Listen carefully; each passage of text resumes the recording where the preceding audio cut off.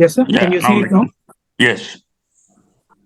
Thank Put you. it on slideshow and then start. Yes, sir.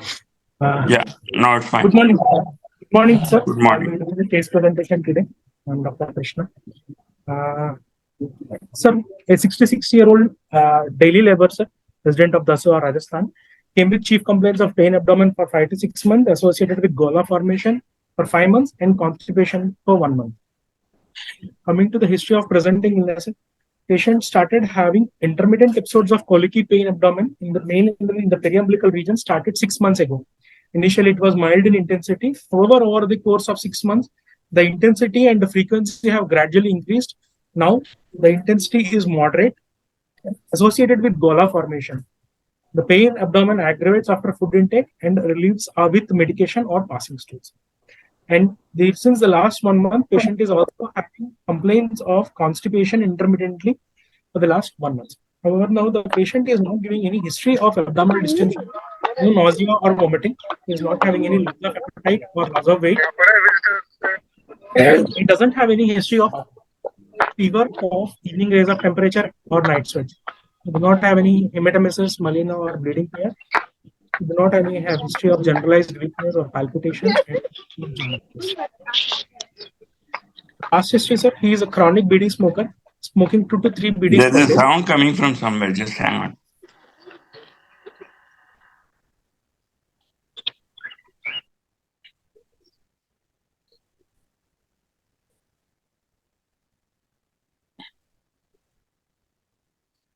Yeah, start again. Yes. Sir, shall I start from the past history of presenting illness or no? Past history shall I continue? No, past history is fine. So he is a chronic BD smoker who smokes 2 to 3 BDs every day for the last 40 years. He do not have any medical comorbidities or any history of surgeries in the past. He do not have any history of tuberculosis or contact also in the past. Personal sleep and appetite were normal. However, and bladder habits were normal. He did not have any history of yes. He did not have any significant.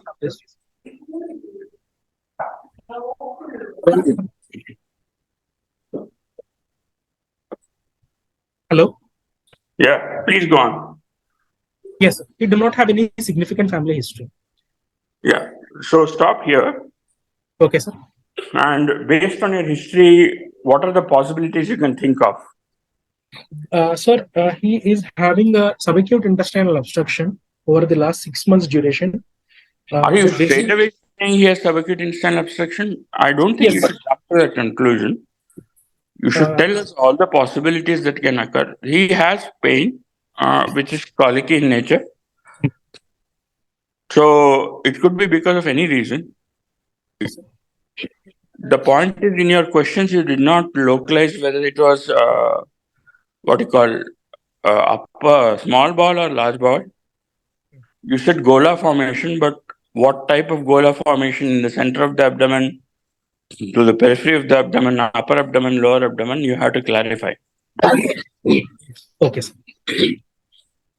Because even in gastric outlet obstruction, there will be gola formation.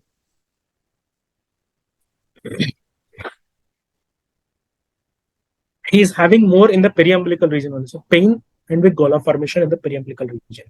Okay. So, what do you mean it's umbilical hernia or some other cause?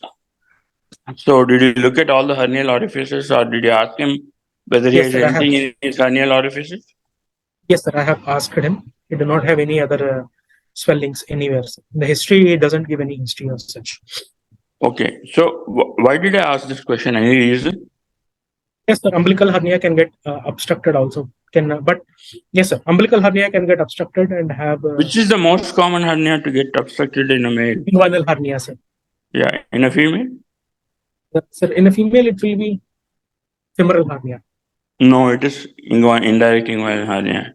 Okay, sir. Indirect inguinal. Though the commonest hernia, femoral hernia is more common in females because of a wide pelvis.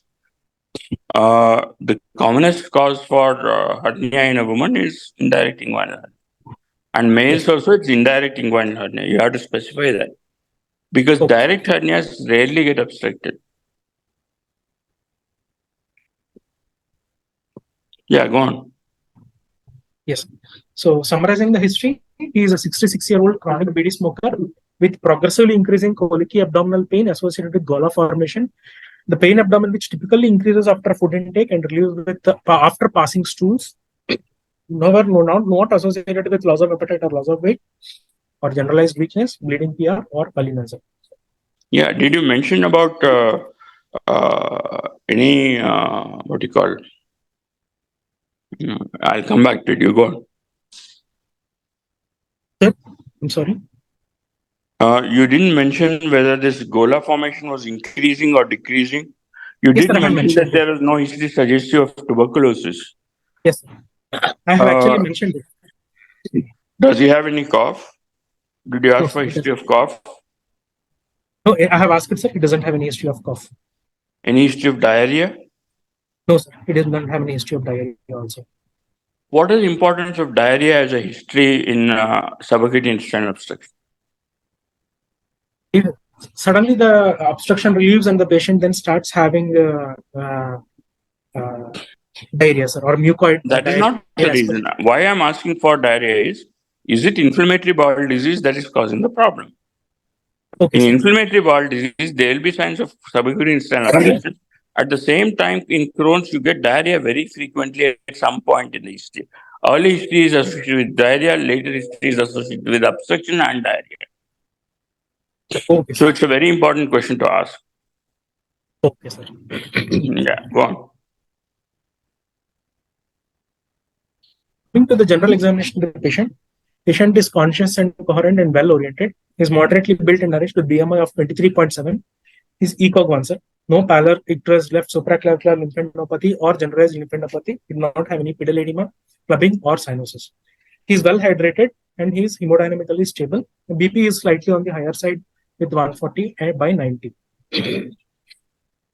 Coming to the local examination, on inspection of the abdomen appears to be distended. However, the umbilicus is central and inverted.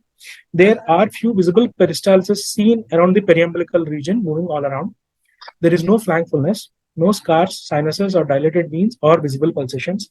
All quadrants of abdomen are moving correspondingly with respiration. External genitalia and hernial orifices were normal. On palpation, there is no local rise of temperature or tenderness. There is no discrete palpable mass. External genitalia and hernial orifices were normal. Palpation was essentially no abnormal findings were found. And on percussion, the liver span is 13 centimeters in the right midclavicular line, starting from 15 intercostal space, and there is no ascites. On auscultation, there were exaggerated bowel sounds heard. Rectal examination. Did you ask about fever? Yes, sir, I have asked about fever. We do not have any fever also. Okay. What kinds of fevers are associated with subacute intestinal obstruction presentation? Tuberculosis. And what else? Any inflammatory condition can also present with such as inflammatory bowel disease. What else? Yes. What else? Lymphoma also can present with fever, and you can get non-Hodgkin's lymphoma either as lymph node enlargement compressing the bowel, or you can get marked lymphomas of the GI tract. Lymphoma can also present with fever. Yes, sir. Yeah.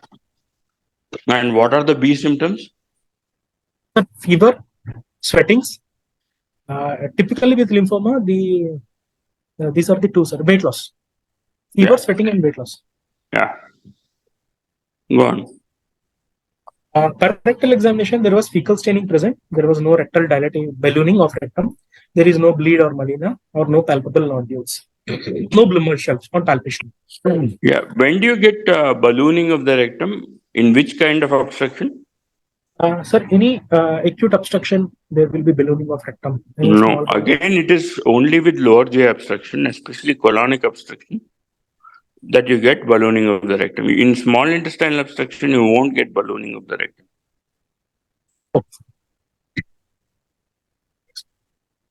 Yeah, go on. Coming to the systemic examination is essentially normal. I think you should specifically mention respiratory symptoms respiratory signs are negative. There are no respiratory signs. There are no respiratory signs. Where did you look for respiratory signs? What did you look for? Where did you look for? Sir, I have auscultated on the lower lobes of the lung, sir, especially in the posteriorly on the lower lobes of the lung. Why I lower was lobe? looking dependent area if the patient is having any chronic cough. In tuberculosis, what is the type of tuberculosis Because you get? if it is a tuberculosis, the typical findings are Precisely. Tuberculosis is more important than fluid in the chest. Just tuberculosis, early lesion or late lesion. Okay. And also, you didn't make it clear whether he had lost, how much of weight he had lost. No weight loss. Sir. Patient do not have any weight Yeah, loss. so if there is no weight loss, you can rule out majority of conditions, including subacute intestinal obstruction, because subacute intestinal obstruction produce pain and they produce barbarectomy. So automatically the patient will start eating lesser and lesser. And the consistency of the food that he is taking also, he will change to more liquid foods. Yes, sir.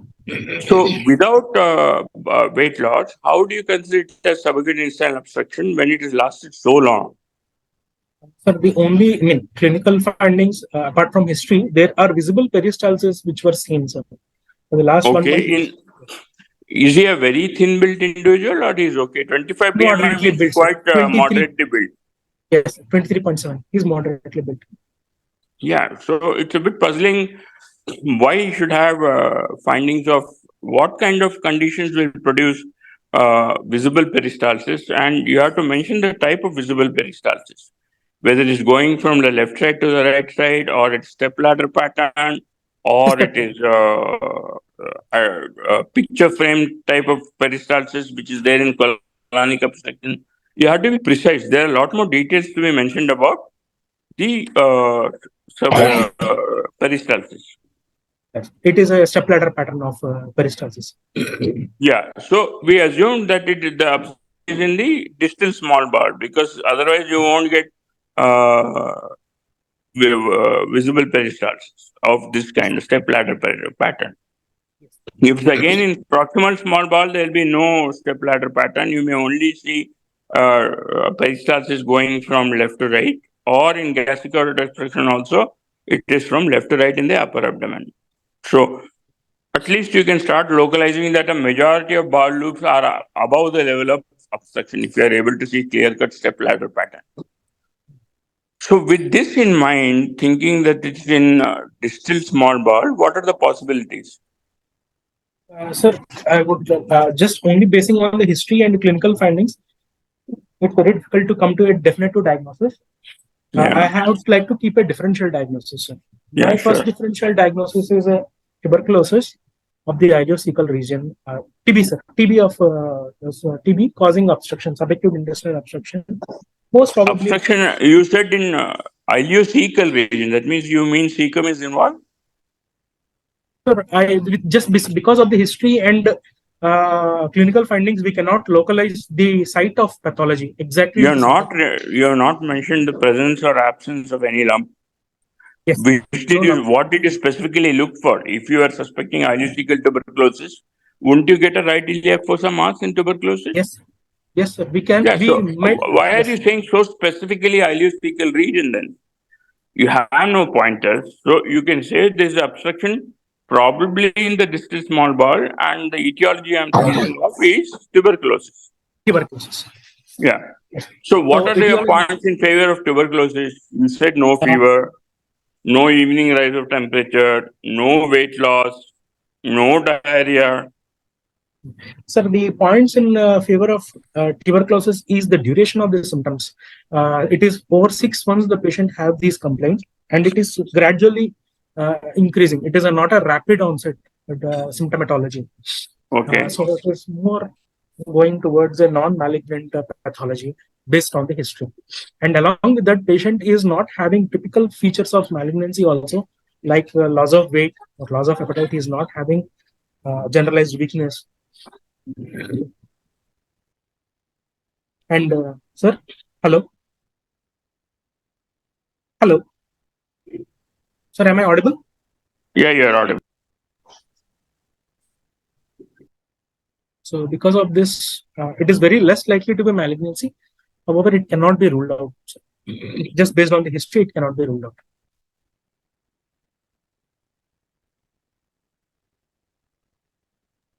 Just give me a second. Yes, sir. Yes, sir. Yeah. Yeah, go on. Tell me. Yes, sir. Just because duration of the symptoms, so there's a slow over the last Yeah, 6 months. understood that. That's a good reason, good enough reason. And also, you should say it's very common in India. Whereas Yes, it's it is not in very South common. India, tuberculosis is very endemic in India. Yes, So that's another, and it is known to produce intestinal obstruction. So that's why I considered it. yes. Yeah. Why not malignancy in the cecum infiltrating into the causing obstruction? Sir, typically CAC come, the patient will initial presentation with generalized weakness or increasing features of anemia. They present with uh, bleeding because of the bleeding, which is overt or not uh, It is usually occult. occult bleed. So the patient will have generalized weakness, palpitations. The presentation is with anemia. Yeah, Very, okay. very unlikely that it is because of cecal growth in this case. Okay. Yes. What about inflammatory bowel disease? Are you ruling out inflammatory bowel disease? Just because patient is not having any diarrhea symptoms or and Did he take inflammatory any? bowel disease Yeah, did he directly. take any medical attention at the beginning? No, sir. He used to take oral medications at this home, and no, sir. He was just taking medications at the home from What local physician. medications? Sir, antibiotics, just some local quack medication. He used to take medications at a quack. Okay. Yes. You did not mention anything about worms. Worms can also cause subacute intestinal obstruction, especially ascariasis. It can cause subacute intestinal obstruction. Sir, in an adult male of 66 years, can we talk about worms? But kids, yes, but More adults common also. in kids and younger individuals, but we have seen older individuals also presenting with worm obstruction because, again, worm disease is very frequent because people walk barefoot, they walk in wet mud, and they work in wet mud when they are farmers. And therefore, that's a possibility in an elderly man. Certainly not as the first possibility or second possibility, but in a differential diagnosis, you should consider in India. I remember a case of mine where I made this mistake of thinking that it was bleeding because there was overt melena, and we worked him up for everything. So we thought it was a small bowel enema.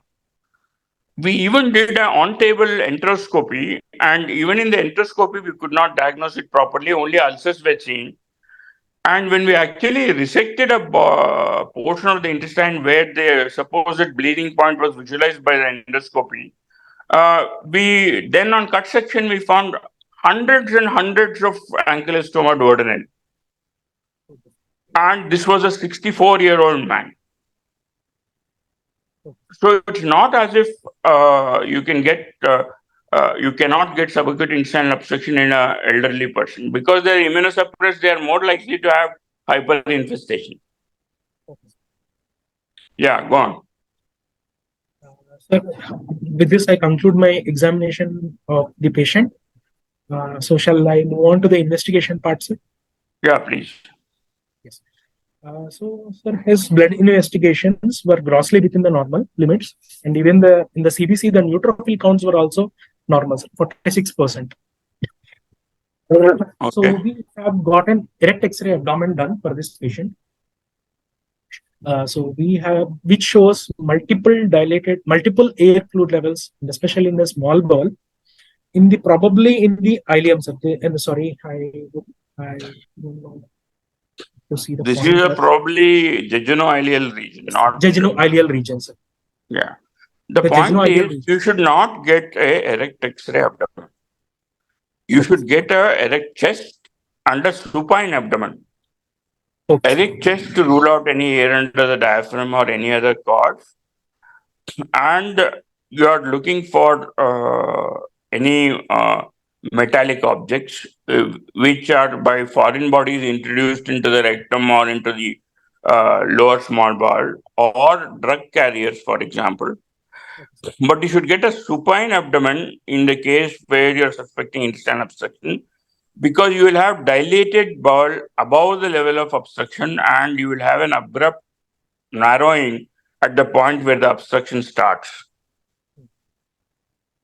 Erect abdomen fluid levels we used to do previously, but especially in the UK or USA, if you try to get an erect abdomen, they will refuse to do it, saying it contributes no information. So, a supine abdomen is more important in intestinal obstruction because it allows you to localize and also look for other signs of obstruction when it's more severe. In this X-ray, along with the obstruction, features of obstruction, we can even see a calcified lesion in the right lobe of liver.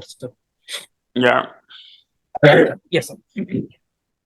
We have got an X-ray chest also for this patient, which was essentially normal. So I have not put it in the images. Mm-hmm. So we have gone for CCT abdomen in this patient.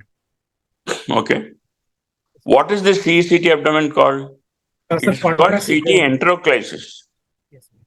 The investigation you're supposed to get is a CT enteroclysis. Enteroclysis. Yeah. Yes. Not a IV CT of the abdomen, because in CT of the abdomen, you don't necessarily give contrast. And because this is not acute obstruction and this is subacute obstruction, you can do a CT enteroclysis. Again, if it is a complete obstruction with obstipation and pain and fever, you wouldn't do a CT enteroclysis. Yes. Yeah, go on. This is a CCT abdomen with IV, oral, and rectal contrast. Mm-hmm. Yes. So this contrast CCT axial cuts. So sorry.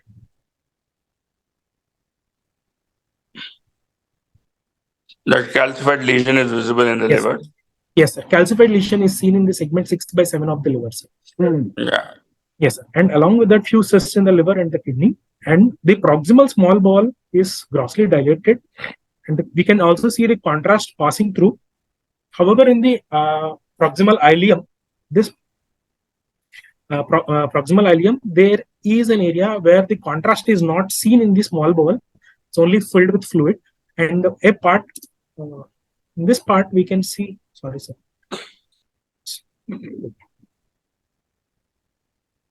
We can also identify, in this part, we can see a segmental thickening of small bowel. Which is so what do you think of now? Sir, what is the possibility now? When you are seeing a segmental thickening, what are you thinking now? One, I would like to see the mesentery also. How is the mesentery in the surrounding region? Whether there is any inflammation in the surrounding region or not. One. Mm-hmm. Second, whether the thickening is symmetric or asymmetric. Whether How it does is that matter? Sir, asymmetric thickening more likely points towards malignancy, sir. If it is a symmetric thickening, then it is more. Only it gives you a possibility of obstruction by a mass lesion. Yes, sir. Either a GIST or adenocarcinoma of the small bowel. Nowadays, GIST is becoming more popular. When we see, yeah, go on. So there is a 4 centimeter long segmental thickening in the small bowel, maximum thickening of 1.7. It is more or less symmetric. Hello, with heterogeneous in nature, with the significant proximal dilatation, and hardly any contrast has passed beyond the points. It is only the liquid which was previously present. We can see. Rectal contrast is descending the rectal colon also. So, and there are no significant enlarged lymph nodes along the mesentery at that point. Mm-hmm. And no lymph nodes also, sir. No enlarged lymph nodes. What are the conditions that that can be generally ruled out if this is the case? Tuberculosis can be ruled out, sir. More or less, tuberculosis can be ruled out in this patient. Why don't you get mesenteric tuberculosis? Sorry? Don't you get lymph node enlargement in mesenteric tuberculosis, yes, which sir, is common in children? Yes, sir. We will get mesenteric lymph node enlargement. So that's why you want to rule out tuberculosis? So this much big lesion without enlarged lymph nodes or any mesentery inflammation is less likely. It's likely to be tuberculosis, sir. Yeah, but remember, atypical presentations of a typical common diagnosis can be more common than rare conditions. Okay, sir. So don't eliminate it. Until you have biopsy proof it is not there, you don't eliminate it. You keep maintaining that it is a possibility, but a lower possibility. Okay, sir. Yeah, go on. Yeah, yes, sir. Other possibilities being any adenocarcinoma of small bowel can be a possibility, sir. What else? More. I already discussed that with you.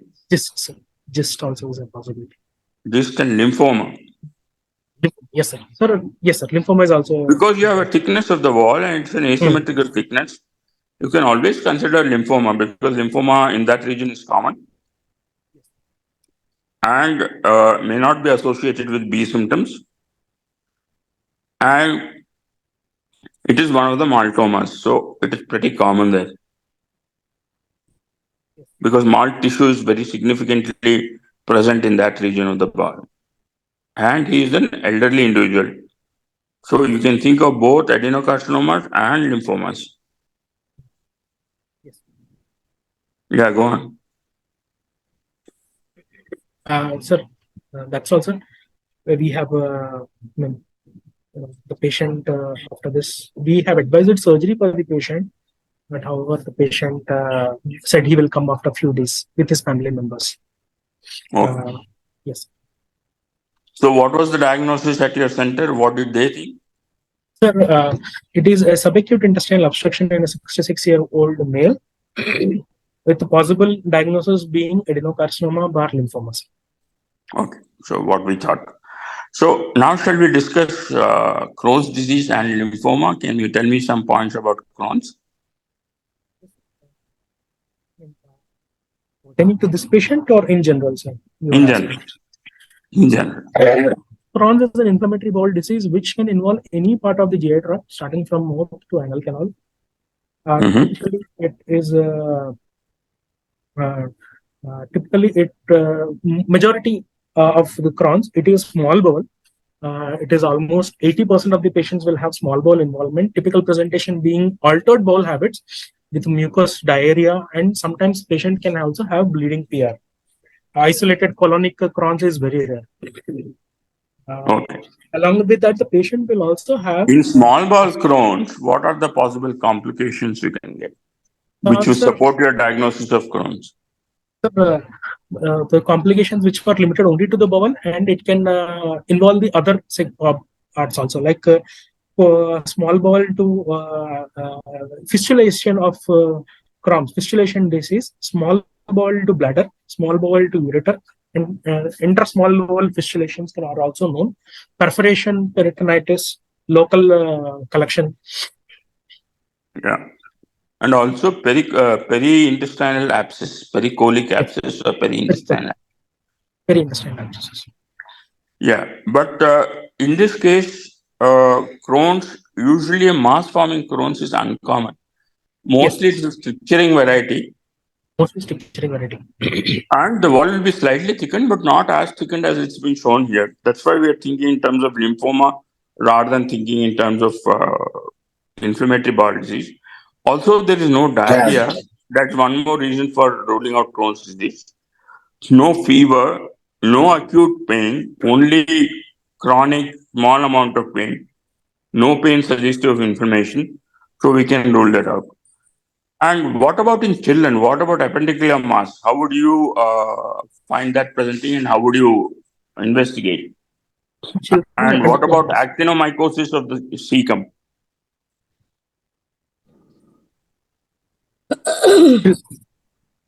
Children appendicular mass presentations. Yeah, there'll be a mass associated with obstructive signs because the ball is adherent to the mass or enveloped by the mass. Yes. Mostly a small perforation would have occurred, but it will form a mass which can result in subacute intestinal obstruction. Yeah. Okay.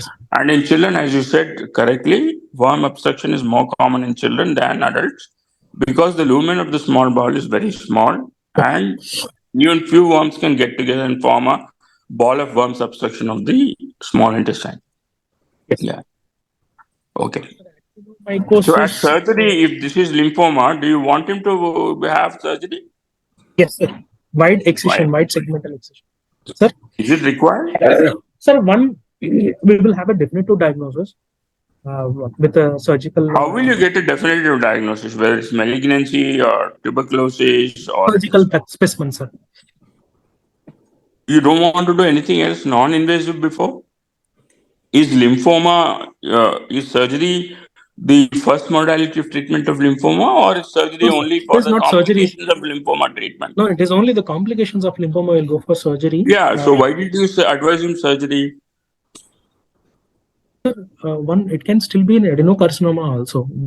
If you want to do any if it is a lymph nodal mass, we can see nearby, we can go for an image guided biopsy.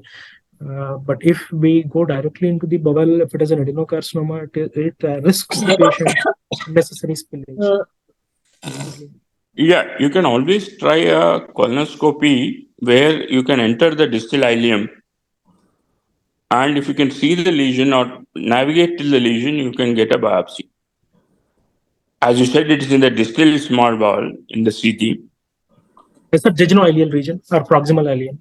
Oh, proximal ileum. So proximal ileum, you can do endoscopy, or would you do capsule endoscopy? No, sir. We should not do capsule endoscopy, sir. Risk Why of not? impingement of capsule is there in these patients.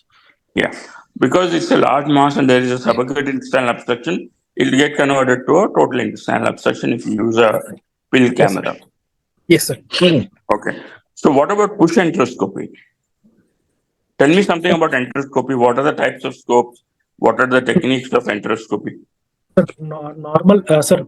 Enteroscopy is double balloon. I know two endoscopies, sir. Double capsule endoscopy, double balloon endoscopy, and push endoscopy. Capsule endoscopy, we can see the full length of colon. Images will be sent via radio transmission. But the disadvantage being we cannot control the movement, and we cannot specifically because of the folding of the bowel. Some areas can be missed in the capsule endoscopy. Double balloon endoscopy, we will insert a small endoscope over and the upper GI endoscopy after crossing the D2, we will do this. We can see almost 200 to 250 centimeters of the small bowel we can see in the double balloon endoscopy. Third is push endoscopy. Normal colonoscopy, we can see 10 to 15 centimeters of the distal ileum. In the push endoscopy, however, up to 90 centimeters we can see in the push endoscopy, sir. Up to 90. Yeah. Which would you prefer? Would you prefer balloon enteroscopy or push enteroscopy? What is the disadvantages of push enteroscopy? Chances of injuring the bowel are more in push enteroscopy alone. Okay, sir. While if you use a double balloon enteroscopy, it is relatively less traumatic.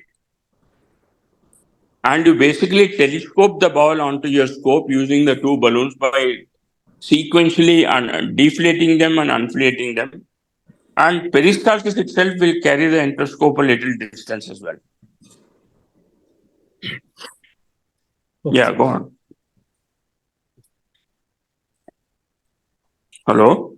Yes, sir. Yes, sir. I can hear you. Hello. Hello.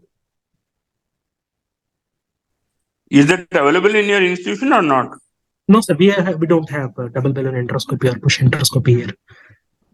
Yeah. We don't have. So, what are the other ways of identifying a lymphoma of the bowel? Other radiological features. Gallium radionuclide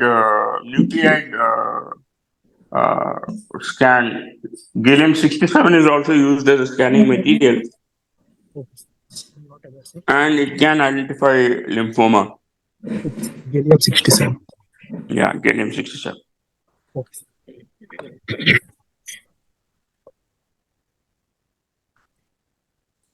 Yeah, so go on. Let's see if Anand has some questions to ask. Yes. Hello. Yeah, good morning, Hello. sir. Yeah, good morning, sir. Dr. Vinamela here, sir. Yeah, please go on. Yes, sir. Yes, sir. Krishna. Yes. Is there any way on imaging that when you can directly differentiate between it could be a case of Crohn's, as sir has already asked you, it could be a case of Crohn's, lymphoma, adenocarcinoma, or GIST. Okay. Sir, if it is a case of Crohn's, more as sir said, it is more of a structuring type of lesion. It can be single or multiple, both. But in cases of just it is heterogeneous, it is vascular lesions, very enhancing kind of lesion in just it is a heterogeneous lesion. And as I said, it is a lymphoma. It is typical presentation is multiple small segments of bubble are involved, and with lymph nodal involvement we can see. And if it is a symmetric wall thickening in lymphoma, symmetric with symmetric wall thickening. No, your first probable diagnosis is adenocarcinoma. How you can Yes. be sure that it is adenocarcinoma? I am saying it is a lymphoma because diffuse wall thickening is there. A particular segment is involved. It's not necessary that generalized lymphadenopathy has to be there always. Yes, we cannot be very specific in the diagnosis of adenocarcinoma just on this CT scans. Very difficult to comment. So, what will be your management for this patient? As you have already told us that the patient has discharged its own, he doesn't want surgery. But if the patient wants surgery, so what kind Yes. of surgery or what kind of pre-op counseling you will advise the patient before attempting the surgery?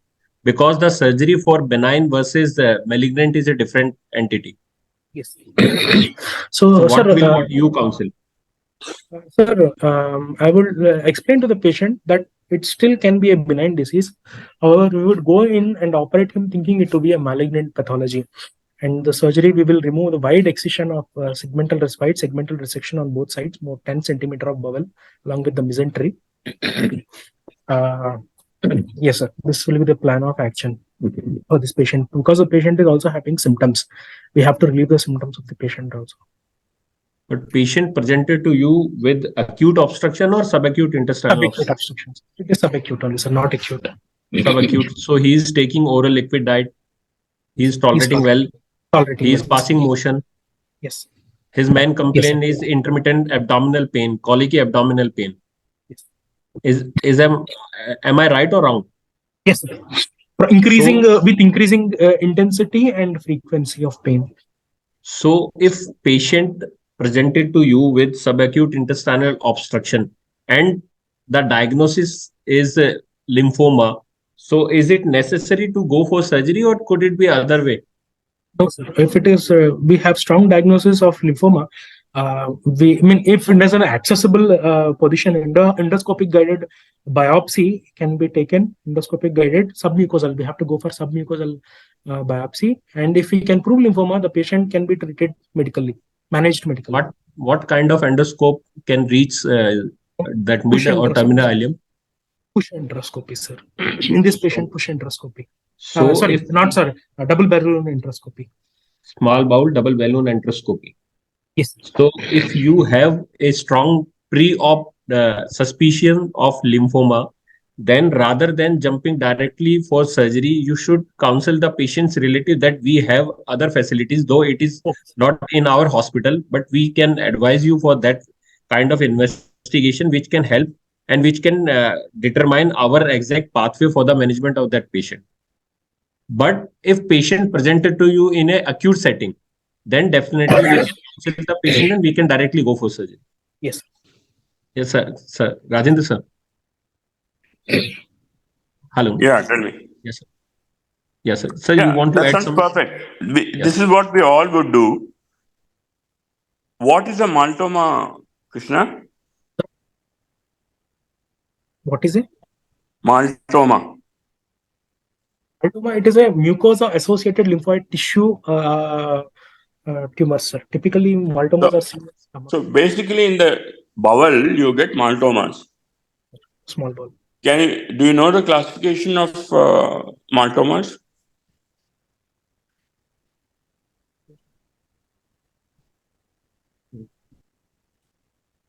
Please look that up. Even I am not fresh with it, so I'm not telling you what it is.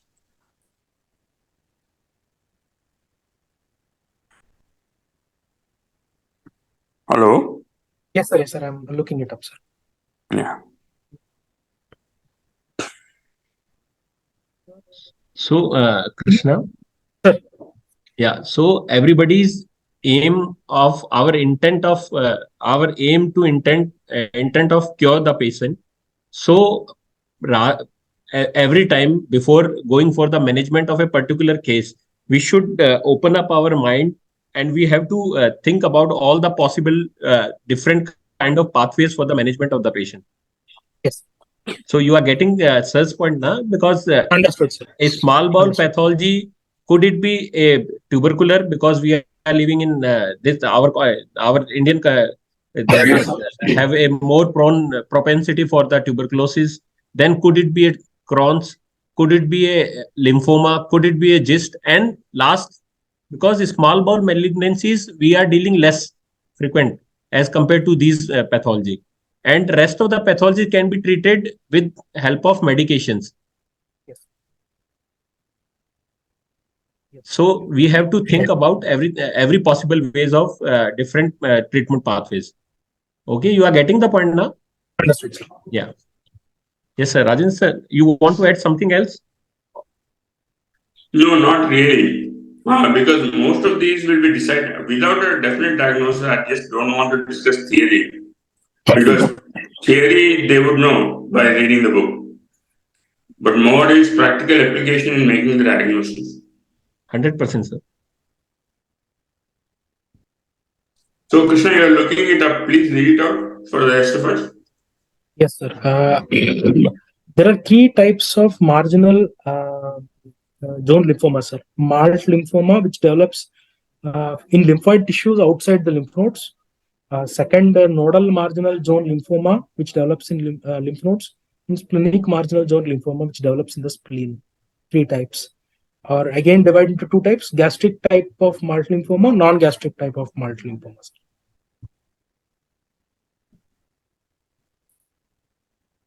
Hello. Hello. Sir, am I audible? Suppose it's a myeloma of the stomach. What would be your options of treatment? What is the role of H. pylori in myotomas? Yes, sir. H. pylori is the most common reason for gastric associated myeloma. The first step is eradication of H. pylori, and before we have to prove that H. pylori is eradicated before going for other modalities. Sir. Majority of the times, gastric myeloma will regress after H. pylori is eradicated. One in stage 2 regress, the rest don't. Then what are the, if it doesn't regress, what are your options? Do you do surgery or do you give chemotherapy? No, sir, only chemo. And what are the indications for surgery? Sir, obstruction, perforation, any bleeding, active bleeding which cannot be controlled. In these cases, we will go for surgeries. Okay. I think that's about it. We have done with the discussion. What about GIST? What is the full form of GIST? Stromal tumors. Just. Yeah. So what is the cell of origin for this? These are the primitive neuroendocrine cells, origin from the primitive neuroendocrine cells, sir. Interstitial cells of Kazal. They get originated from. So it will be usually asymmetrical. It will be an exophytic lesion that will be there. It arises from the intestinal cells of Kaya, which are there in the smooth muscle. So they were previously called as leiomyomas, leiomyoblastoma, and leiomyosarcoma. That terminology is now given up, and all of them are included under GIST.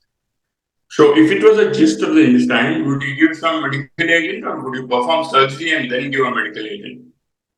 Depends upon the size, symptoms. Treatment depends on this patient. If this patient who has subacute obstruction, what would you do? We can go for the start with medical management with imatinib based. We can see for response evaluation. If the patient is responding in, then we can then we can go for surgery later. Patient is not hard pressing for surgery right now. What is the role of imatinib? Sir, imatinib is c-KIT inhibitors. With this, the volume of the tumor will reduce. the size of the gist will reduce. And if it is some cases also say that if it is bleeding, gist also will stops bleeding with Yeah, and in fact, you can use it to downstage. In fact, you can use it to treat. If it's a small gist, if it's not a very large gist, then you can also treat it with imatinib. Imatinib is curative. Surgery is not essential for bowel gist. You can always give imatinib. If it doesn't subside completely in imatinib, residual mass can be excised. Hello, are you able to hear me? Yes, sir. Yes, sir. Yeah. So, do you agree with me? Any disagreements? Anybody? No, sir.